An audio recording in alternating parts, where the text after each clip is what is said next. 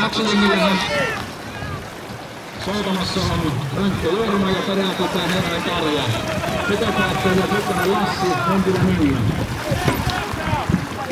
Niin lähti numerilla 15 Palosijärvi toiselle osuudelle. Erkki Karpinen tuosta Kettumanen takataan kautta saamaksi tuon Tuurmelle ja kiinni. Niin hyväkin mielenkiintoista seurata, miten vaihto sujuu, koska tämä on myös aika ratkaisevia, että nopealla vauhdilla voisi ihan ihmetä aikaa. Siellä on numero 17 vaihto käynnissä ja samalla myös Psykopaatteille tulee laiturille. On tällä hetkellä kovaa. Tuolla sillä alla ero oli noin 10 sekuntia, mutta nyt taitaa ero hieman siinä tiivistyä.